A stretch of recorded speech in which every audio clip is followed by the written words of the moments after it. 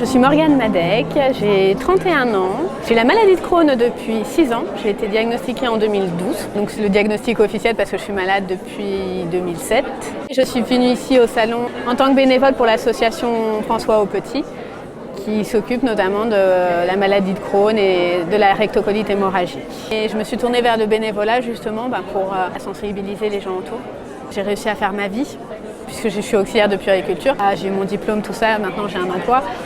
Ça m'aide justement dans les échanges maintenant avec ceux qui arrivent pour leur donner l'espoir, leur dire que oui, on peut quand même avoir une vie, on peut travailler. Je suis intervenue sur le groupe de parole de la fratrie puisque ma sœur était là à participer avec moi pour justement parler comment ça se passe dans la famille, comment ça se passe pour les frères et sœurs et quelles sont aussi leurs places. En tant que malade, quand on est en poussée, on peut pas faire, on peut pas voir à côté et faire attention.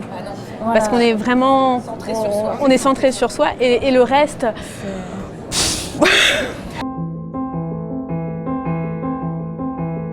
Si ça devenait tendu entre nous, parce que c'est vrai qu'elle, quand elle était en poussée ou autre, du coup, elle était plus sensible, plus réactive et du coup moins tolérante, moins tolérante sur certaines choses. Et du coup, faut que je prenne sur moi, elle est malade, c'est pas de sa faute. Je respire, je souffle. Je suis là aujourd'hui sur le salon pour témoigner de comment j'ai vécu la maladie avec elle, comment on a fait face à certaines choses ensemble, toutes les deux, pour aller au-delà de la maladie et s'épanouir ensemble dans notre vie au quotidien. Il faut savoir qu'on a déjà notre père qui a atteint de la même maladie, donc j'ai grandi avec cette maladie dans la famille. J'ai assimilé la maladie de mon père sur ma sœur, je me suis dit ça va être le même vécu, ça va être compliqué. Et en fait, non, pas du tout. On a été beaucoup plus dans l'échange, pouvoir parler de la maladie, que ça ne se passe pas comme avec notre père, où c'était une autre époque, c'était dans les années 90, donc il y avait beaucoup de non-dits, on n'en parlait pas comme maintenant. Je la voyais qui allait aux toilettes, qui a perdu une vingtaine de kilos à un moment quand même, qui vomissait, et même si elle me rassurait vis-à-vis de ça, moi j'avais peur. Maintenant ça se passe très très bien et ça nous a même rapprochés sur d'autres plans. Pour ceux qui ne connaissent pas la maladie de Crohn, je leur dis que c'est une maladie auto-immune, inflammatoire, chronique de l'intestin. Et surtout, c'est au niveau des symptômes. Je leur dis que j'ai souvent très mal au ventre, que je dois courir aux toilettes. Une gastro, sauf que ça dure sur le long terme. Le diagnostic a duré longtemps. Je pense qu'il y a eu les médecins qui ont mis du temps à trouver, mais aussi moi, qui aussi ne voulais pas être diagnostiquée, puisque je savais ce que c'est. Enfin, je connaissais la maladie, puisque mon père l'a aussi. Et la maladie de Crohn, c'est une maladie qui fonctionne par poussée. Il y a des périodes où on est moins bien. Où généralement c'est ces périodes-là où on va aux toilettes, on est plié en deux. Moi je sais que c'est surtout des grosses douleurs. Je peux rien faire à part m'asseoir, respirer et attendre que ça passe. C'était très difficile de communiquer avec moi à ce moment-là.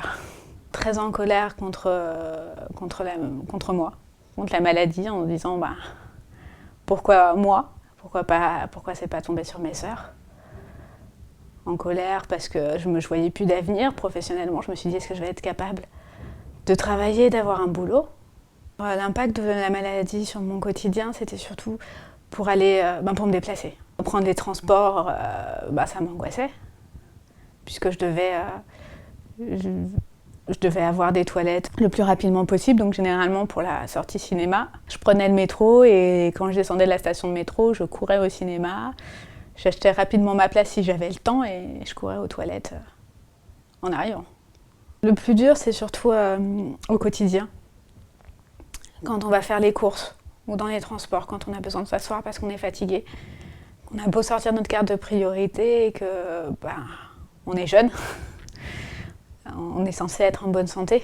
Quand ça allait mieux, j'ai passé mes concours d'auxiliaire de puériculture que j'ai eu. Puis après, j'ai validé mon diplôme, j'ai eu mon boulot. La maladie de Crohn m'a apporté beaucoup de choses bénéfiques. Mon conjoint a la rectocolite hémorragique. Et donc c'est grâce à nos maladies qu'on s'est rencontrés. C'est aussi une maladie inflammatoire. C'est sûr que pour l'organisation des toilettes, on court après. c'est chacun son tour, mais bon. On se dispute la place. Je n'aurais pas été malade, je me serais peut-être jamais remise en question professionnellement.